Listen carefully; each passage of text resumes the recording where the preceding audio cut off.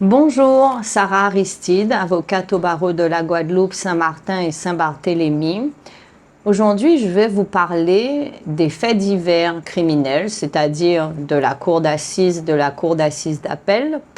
Parce qu'il est vrai que la question des crimes et des faits divers est quelque chose qui occupe, et j'ai même envie de dire, envahit notre espace quotidien.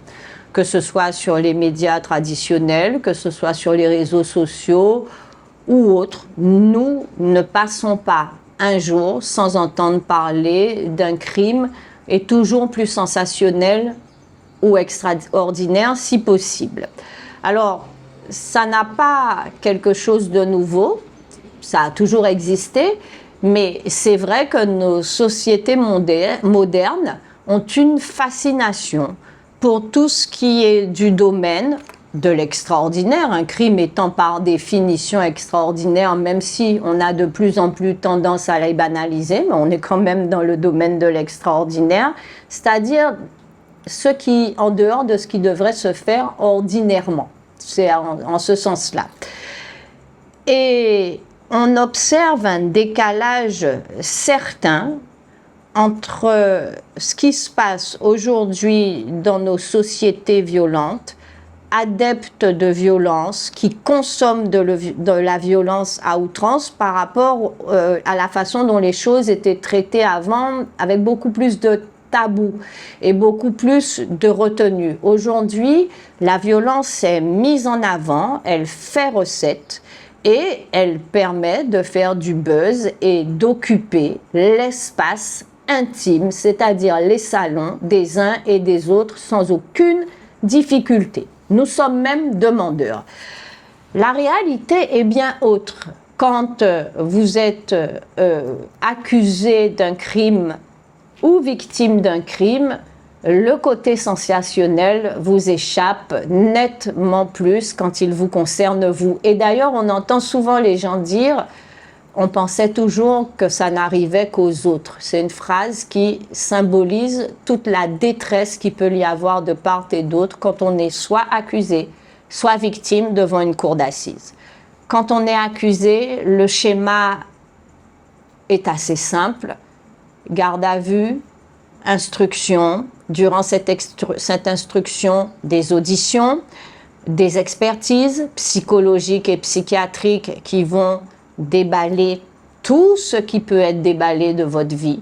Un procès criminel n'est rien d'autre qu'une totale mise à nu. Vous êtes tout nu devant la juridiction. Et ensuite, la phase de jugement où on vient, au cours d'une procédure orale, débattre de tous les éléments qui auront été recueillis dans le stade de l'enquête ou dans le stade de l'instruction, que ce soit à charge ou à décharge, mais qui, croyez-moi, ne laisse pas indemne parce que votre vie est passée au crible. L'interrogatoire de personnalité part de votre petite enfance jusqu'à votre vie d'aujourd'hui, en passant par votre vie familiale, votre vie amoureuse, votre vie sentimentale, vos amis, votre religion, enfin, vous êtes dépouillé. Et de l'autre côté, vous avez des familles qui, quand elles ont perdu quelqu'un, ou quand quelqu'un a été violé ou est blessé et ne pourra pas s'en remettre, qui sont totalement démolies, qui sont totalement détruites et qui, de toute façon, vont attendre une vérité judiciaire et étant précisé que plus rien ne sera jamais comme avant. Le procès est une étape nécessaire dans un processus de deuil, mais il ne peut pas remettre les choses en état. Vous ne pouvez pas retrouver votre fils, vous ne pouvez pas retrouver votre fille, vous ne pouvez pas effacer ce viol, vous ne pouvez pas dire que ce fauteuil roulant, vous le laissez tomber et vous recommencez à marcher, vous ne pouvez pas revenir en arrière. La réalité d'un procès d'assises, c'est que vous avez face à face deux familles qui sont détruites. Parce que les accusés ont des parents, ont de la famille, et c'est quand même fréquent et heureusement. Et puis de l'autre côté, vous avez des parties civiles qui, elles aussi, ont de la famille et des amis qui sont dans une grande souffrance. Alors, depuis 2000, le procès d'assises peut aller en appel. Ça veut dire qu'il peut être réexaminé par une juridiction d'appel avec un peu plus de jurés. Il en faut 6 en première instance, il en faut 9 en appel. C'est une procédure qui est assez récente parce que nous avons connu le temps de ces procès qui étaient jugés une fois et c'était fini. Et je me rappelle d'une anecdote du bâtonnier Rod qui m'avait raconté son premier procès d'assises et qui a été convaincu de l'innocence de son client, qui avait été condamné à mort.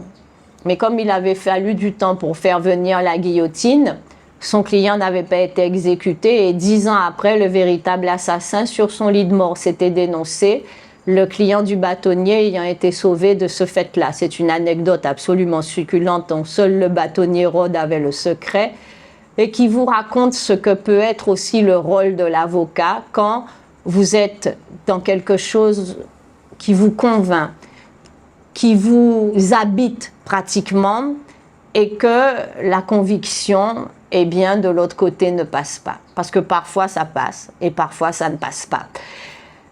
Je crois que les procès, les émissions, les documentaires que nous voyons nous présentent les choses d'une certaine façon, mais que la réalité est bien autre et que finalement, avant de s'engager dans un parcours criminel, il faudrait réfléchir à toute la destruction, tout le désordre et tout le mal que l'on crée autour de soi, parce qu'on ne fait pas du mal qu'à celui qu'on a attaqué, on fait aussi du mal aux siens. Je vous retrouve la semaine prochaine dans le Pige TV pour un autre sujet.